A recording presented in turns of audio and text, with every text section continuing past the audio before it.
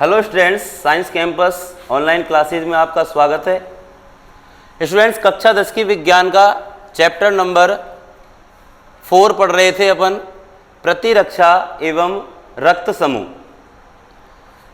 Students, इस chapter के पिछले वीडियो में हमने प्रतिरक्षी क्या होते हैं और प्रतिरक्षी की संरचना के बारे में आपको बताया था, ठीक है। जिसमें संरचना में हमने बताया था कि अधिकांश जो प्रतिरक्षी होते हैं वो अंग्रेजी के वाई अक्षर के आकृति के होते हैं, जो 4 पॉलीपेप्टाइड श्रृंखलाओं से मिलकर बने होते हैं, जिनमें 2 भारी श्रृंखलाएं होती हैं और 2 हल्की श्रृंखलाएं होती हैं। एक भारी और एक हल्की पॉलीपेप्टाइड श्रृंखला डाइसल्फाइड बंध से जुड़ती है और एक HL द्विलक का निर्माण करती है। इस प्रकार प्रतिरक्षी के एक अणु में 2 HL द्विलक या 2 समरूपी अर्धांश होते हैं। भारी पॉलीपेप्टाइड श्रृंखला 440 एमिनो अम्लों से मिलकर बनी होती है और हल्की पॉलीपेप्टाइड श्रृंखला 220 एमिनो अम्लों से मिलकर बनी होती है। प्रत्येक श्रृंखला के भी 2 भाग होते हैं, अस्थिर भाग और स्थिर भाग। मतलब प्रतिरक्षी की संरचना तक हमने पिछले वीडियो में आपको बताया था। स्टूडेंट्स, आज उससे आगे हम इस वीडियो में चर्चा करेंगे और इस वीडियो में हम पढ़ेंगे प्रतिरक्षी के प्रकार, टाइप्स ऑफ एंटीबॉडीज, कि जो प्रतिरक्षी होते हैं वो कितने प्रकार के होते हैं। सबसे पहली चीज, जो ये प्रतिरक्षी के प्रकार का जो निर्धारण किया गया है वो निर्धारण प्रतिरक्षी की संरचना में उपस्थित जो भारी पॉलीपेप्टाइड श्रृंखला होती है, भारी पॉलीपेप्टाइड श्रृंखलाएं, तो इस भारी पॉलीपेप्टाइड श्रृंखला की उपस्थिति के आधार पर प्रतिरक्षी के प्रकारों का निर्धारण किया गया है। और इस पॉलीपेप्टाइड श्रृंखला की उपस्थिति के आधार पर जो प्रतिरक्षी होते हैं स्टूडेंट्स, वो होते हैं 5 प्रकार के, ठीक है भाई। तो सबसे पहली चीज आपको क्या याद रखनी है कि प्रतिरक्षी कितने प्रकार के होते हैं? 5 प्रकार के। अब कौन कौन से हैं देखिए वो 5 प्रकार। यदि हम उनकी चर्चा करें तो नंबर 1, पहले प्रकार का जो प्रतिरक्षी है वो है भाई IgA। दूसरा प्रतिरक्षी होता है IgM। तीसरा प्रकार का प्रतिरक्षी है IgG। चौथे प्रकार का प्रतिरक्षी है IgE और जो प्रतिरक्षी का 5वां प्रकार है वो है IgD, ठीक है भाई। तो प्रतिरक्षी कितने प्रकार के हो गए अपने? 5 प्रकार के। कौन कौन से 5 प्रकार हुए जो आपको याद रखने हैं? Number 1 IgA, number 2 IgM, number 3 IgG, number 4 IgE और नंबर 5 IgD। अब डिफरेंस क्या है देखिए इनमें, और सबकी खास बात जो होती है वो क्या होती है। यदि अपन बात करें IgA, जो ये प्रतिरक्षी है, सबसे पहली चीज, ये जो प्रतिरक्षी होता है वो द्विलक संरचना में होता है भाई, या फिर अपन अंग्रेजी में बोलते हैं इसे डाइमेरिक। तो सबसे पहली चीज तो यही याद रखनी है आपको कि जो IgA प्रतिरक्षी है वो किस प्रकार की संरचना होती है इसकी, एक कि IgA प्रतिरक्षी एक द्विलक या डाइमेरिक संरचना होती है इसकी। और इसकी जो खास बात आपको याद रखनी है, जो आपके पेपर में पूछी जा सकती है, वो ये है कि माता के दूध में पाया जाने वाला एकमात्र प्रतिरक्षी होता है ये। माता के दूध में पाया जाने वाला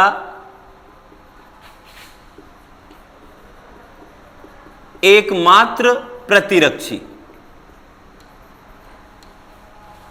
तो आपसे जो ये प्रश्न बनेगा IgA प्रतिरक्षी का, वो प्रश्न क्या बनेगा? प्रश्न बनेगा 1 नंबर का कि माता के दूध में पाया जाने वाला एकमात्र प्रतिरक्षी कौन सा होता है? तो आपका आंसर होगा IgA। ये प्रश्न बनता है। इसका मतलब कि जो नवजात शिशु है उनमें प्रतिरक्षा का जो कार्य करता है वो प्रतिरक्षी IgA ही करता है, क्योंकि माता के दूध में पाया जाने वाला एकमात्र प्रतिरक्षी कौन सा है भाई? IgA। तो 2 चीज याद रखनी है, पहले प्रकार का प्रतिरक्षी हो गया अपना IgA, सबसे पहली कैसी संरचना होती है इसकी, तो यह एक द्विलक या डायमेरिक संरचना वाला होता है। और इसकी जो खास विशेष बात आपको याद रखनी है वो यह है कि माता के दूध में पाए जाने वाला एकमात्र प्रतिरक्षी है जो नवजात शिशुओं में प्रतिरक्षा का कार्य करता है। दूसरे बात है भाई, देखो अब अपन दूसरा प्रतिरक्षी है आईजीएम। पहली बात जो ये आईजीएम प्रतिरक्षी होता है यह पेंटामेरिक या पंचलक संरचना वाला होता है। मतलब इसकी संरचना कैसी होती है भाई, पेंटामेरिक या पंचलक, ठीक है। और जो इसकी विशेष बात है वो क्या याद रखनी है आपको, कि जो प्रतिजन की अनुक्रिया होती है शरीर में, प्रतिजन की अनुक्रिया से ही हमने बताया था प्रतिरक्षियों का उत्पादन प्रारंभ होता है। तो हमें ये याद रखना है कि प्रतिरक्षी की अनुक्रिया के बाद सर्वप्रथम जो प्रतिरक्षी उत्पादित होता है वो कौन सा ही होता है भाई, आईजीएम। कहने का मतलब है प्रतिजन की अनुक्रिया के कारण उत्पादित प्रथम प्रतिरक्षी है ये।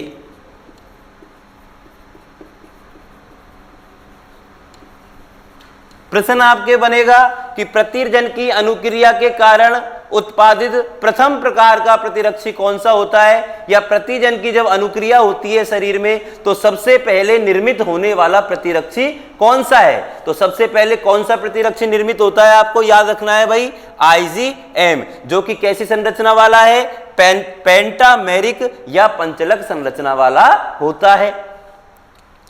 तीसरा है भाई आईजीजी।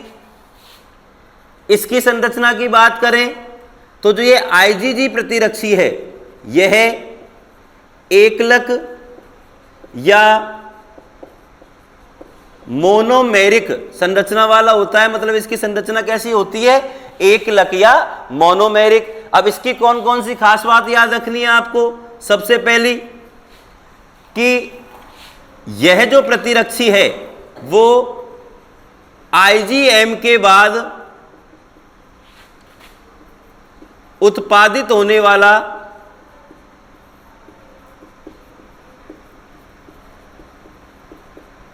दूसरा प्रतिरक्षी है। मतलब प्रतिजन की जो अनुक्रिया होती है शरीर में तो सबसे पहले तो निर्मित कौन होता है भाई, आईजीएम। और आईजीएम के निर्मित होने के बाद उत्पादित होने वाला दूसरा प्रतिरक्षी कौन सा है पूछ ले तो वो दूसरा कौन सा है भाई, आईजीजी। पहली बात ये। और दूसरी और विशेष बात कि यह जो आईजीजी प्रतिरक्षी होता है यह एकमात्र प्रतिरक्षी है जो प्लेसेंटा या ओवल को पार कर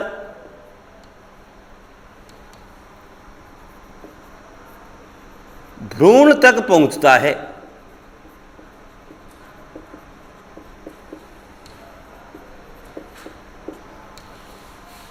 तो इसमें पूछने वाला प्रश्न क्या बनेगा, उस प्रतिरक्षी का नाम बताइए जो प्लेसेंटा या ओवल को पार कर भ्रूण तक पहुंचता है। तो वो कौन सा प्रतिरक्षी है भाई, आईजीजी प्रतिरक्षी।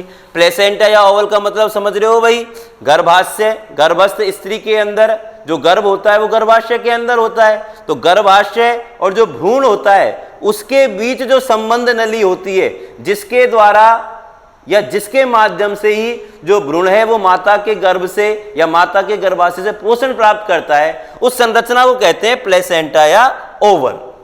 ठीक है ना। तो एकमात्र प्रतिरक्षी आईजीजी है जो इस संरचना को पार कर कहां तक पहुंच जाता है भाई, भ्रूण तक पहुंच जाता है। और तीसरी बात जो इसमें याद रखनी है आपको वो है कि आईजीजी प्रतिरक्षी शरीर की प्रमुख संवहनीय प्रतिरक्षी है।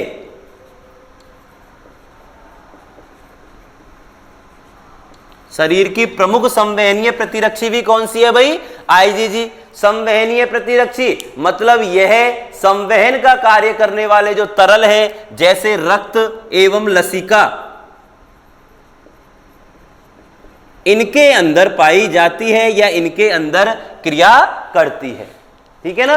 तो आईजीजी से संबंधित 3 विशेष बात आपको जो याद रखनी है वो कौन कौन सी है? सबसे पहला तो यह एकलक या मोनोमेरिक संरचना है। दूसरा, आईजीएम के बाद उत्पादित होने वाला दूसरा प्रतिरक्षी है। तीसरी, एकमात्र प्रतिरक्षी है जो प्लेसेंटा या ओवल को पार कर कहां तक पहुंच जाता है भाई? भ्रूण तक। और चौथा, शरीर की प्रमुख संवहनीय प्रतिरक्षी है जो रक्त एवं लसिका में पाई जाती है। अगला जो प्रतिरक्षी है वो अपना है आईजीई। सबसे पहली बात, यह भी एक एकलक या मोनोमेरिक संरचना है। यह भी कैसी संरचना है भाई? एकलक या मोनोमेरिक संरचना होती है इस प्रतिरक्षी की भी। और इसकी विशेष बात कौन सी याद रखनी है आपको? कि यह जो प्रतिरक्षी होता है वो बेसोफिल एवं मास्ट कोशिकाओं पर क्रिया करता है।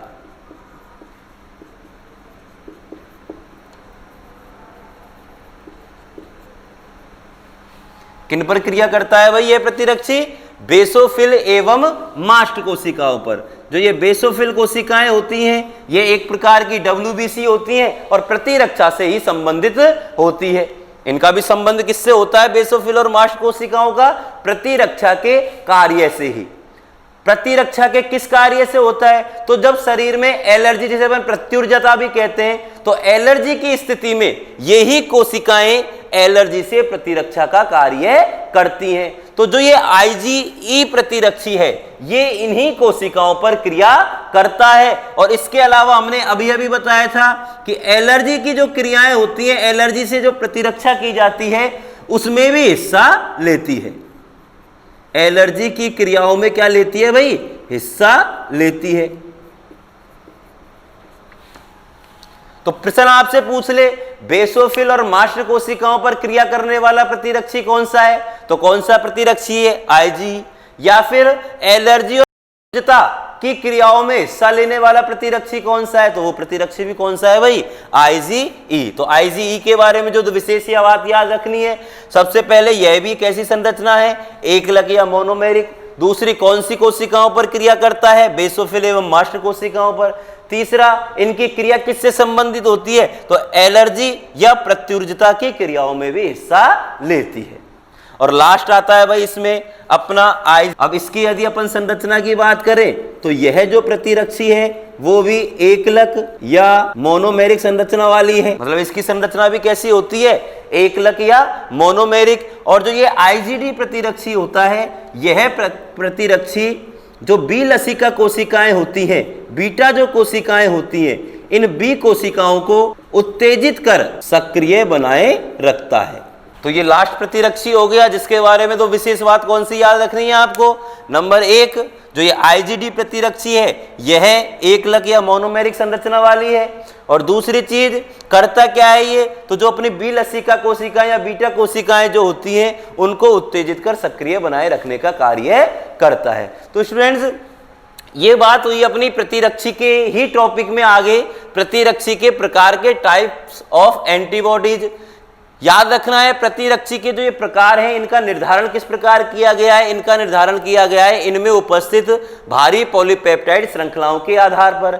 इन श्रृंखलाओं की उपस्थिति के आधार पर प्रतिरक्षी के कितने प्रकार का निर्धारण किया गया है? तो प्रतिरक्षी कितने प्रकार के होते हैं भाई? 5 प्रकार के। पांचों के नाम याद रखने, एक एक नंबर का हमने बताया था। जो ये पाठ है तुम्हारे, इसमें से एक एक नंबर के प्रश्न बनते हैं और वो उस एक एक नंबर के प्रश्न के लिहाज से जो ये प्रतिरक्षी का प्रकार वाला टॉपिक ये बहुत ही महत्वपूर्ण है तुम्हारे लिए, क्योंकि इसमें से एक एक नंबर के बहुत सारे प्रश्न वो तुमसे पूछ सकता है। 5 प्रकार कौन कौन से हैं? तो पांचों के नाम याद रखने हैं आपको। Number 1 IgA, number 2 IgM, number 3 IgG, number 4 IgE और नंबर 5 IG। प्रत्येक प्रतिरक्षी से संबंधित कोई 2 या 3 विशेष बात है। सबसे पहले इनकी संरचना को तुम आसानी से याद कर सकते हो भाई। ये जो तीनों प्रतिरक्षी हैं IgG, IgE और IgD, ये याद रखना तीनों ही एकलक या मोनोमेरिक होते हैं। बचे दो अब तुम्हारे, उनमें से जो ये IgA है ये डाइमेरिक होता है और लास्ट जो IgM है ये होता है भाई पेंटामेरिक। तो संरचना आसानी से याद रख सकते हो, इन तीनों को याद रखो, IgG, IgE और IgD एक साथ, कि ये मोनोमेरिक होती हैं, IgA डाइमेरिक है और IgM कैसा है भाई पेंटामेरिक। संरचना वाले बात खत्म। अब विशेष बात प्रत्येक से संबंधित जो पूछ सकता है, जैसे IgA से संबंधित वो विशेष बात क्या है कि जो IgA प्रतिरक्षी है ये माता के दूध में पाया जाने वाला एकमात्र प्रतिरक्षी है जो नवजात शिशु की प्रतिरक्षा का कार्य करता है। IgM की बात करें तो इस प्रतिरक्षी की विशेष बात कौन सी है कि प्रतिजन की अनुक्रिया के बाद सर्वप्रथम उत्पादित होने वाला या सबसे पहले उत्पादित होने वाला प्रतिरक्षी है। तो प्रश्न बनेगा तुम्हारा, प्रतिजन की अनुक्रिया के बाद सबसे पहले उत्पादित होने वाला या प्रथम उत्पादित प्रतिरक्षी कौन सा है? तो IgM। IgG के बारे में क्या याद रखना है? सबसे पहली बात तो IgM के बाद उत्पादित होता है, मतलब दूसरे नंबर पर।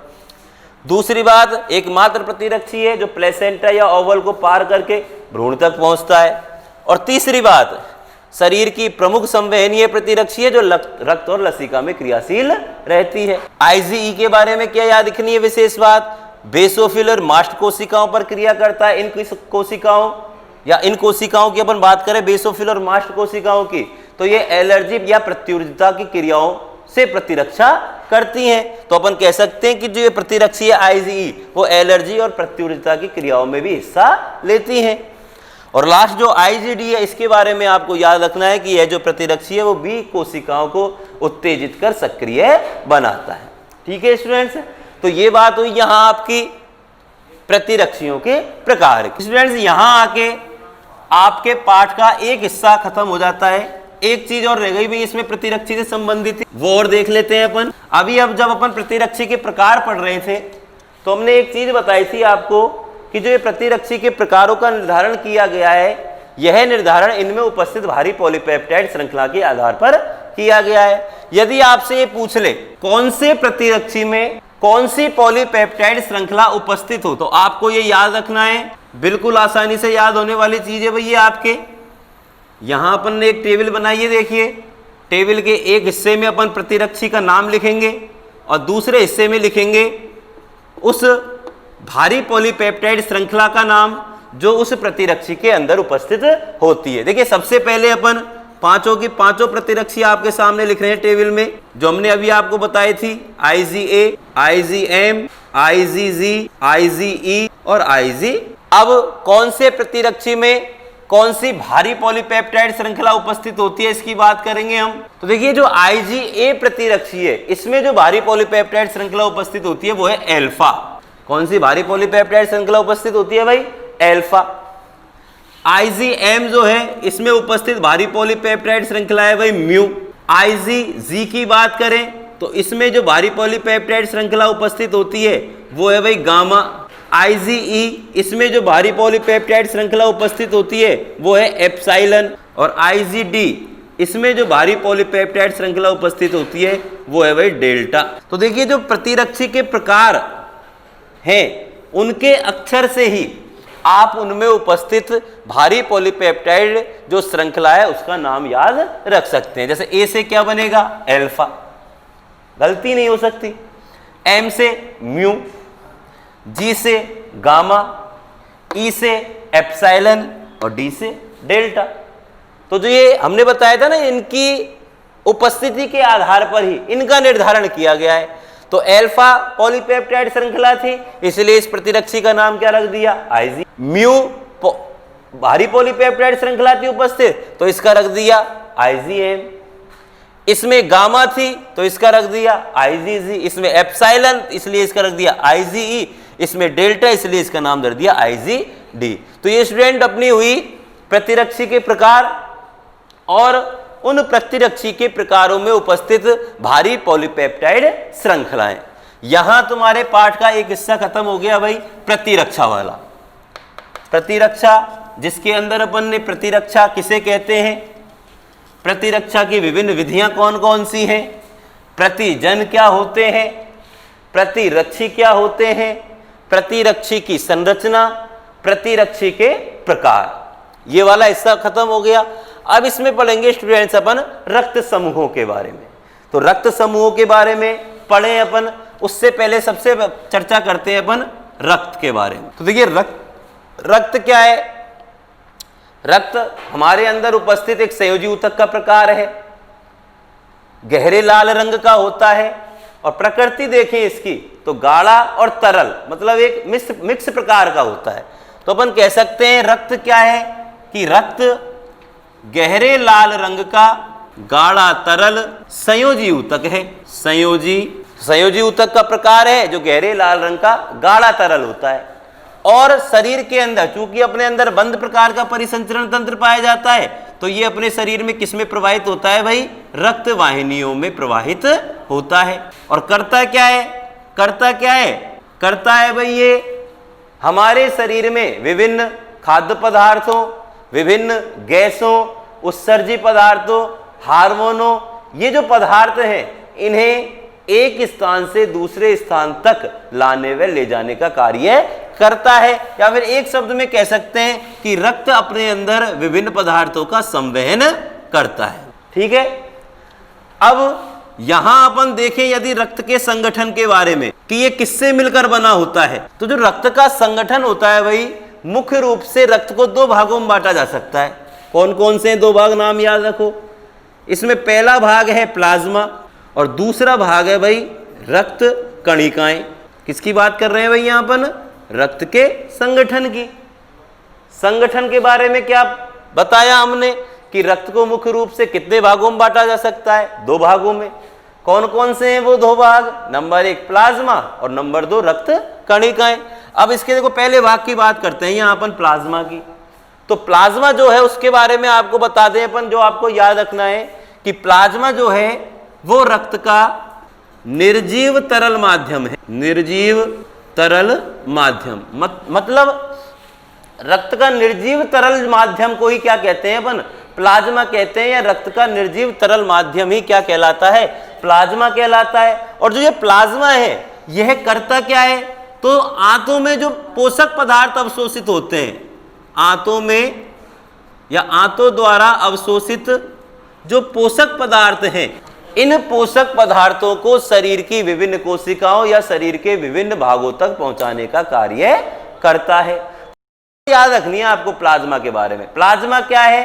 रक्त का निर्जीव तरल माध्यम ही क्या कहलाता है भाई? प्लाज्मा।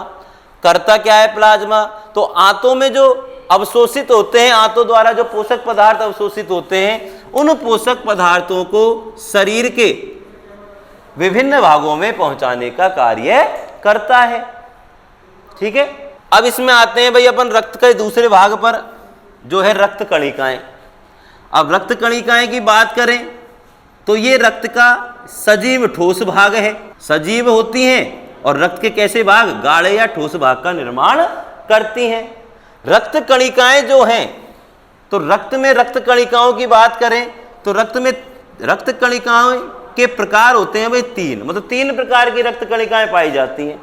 नंबर 1 है इसमें लाल रक्त कणिकाएं, नंबर 2 है इसमें श्वेत रक्त कणिकाएं और नंबर 3 है भाई इसमें बिंबाणु। या तो आपसे पूछ ले भाई रक्त कणिकाएं कितने प्रकार की होती हैं जो रक्त में पाई जाती है? रक्त में कितने प्रकार की रक्त कणिकाएं पाई जाती हैं? 3 प्रकार की। नंबर 1 लाल रक्त कणिकाएं जिसे शॉर्ट में बोलते हैं बेटा आरबीसी, नंबर 2 श्वेत रक्त कणिकाएं जिसे बोलते हैं डब्ल्यूबीसी और नंबर 3 है अपने बिंबाणु या प्लेटलेट्स। जो ये आरबीसी होती हैं लाल रक्त कणिकाएं, यदि इन तीनों प्रकार की कणिकाओं के अपन कार्यों की बात करें कि रक्त के अंदर जो ये कणिकाएं या कोशिकाएं पाई जाती हैं करती क्या है, तो रक्त कणिकाओं की आरबीसी की यदि अपन बात करें तो ये जो कणिकाएं होती हैं आरबीसी, ये हमारे अंदर गैसों का परिवहन एवं विनिमय करती हैं भाई।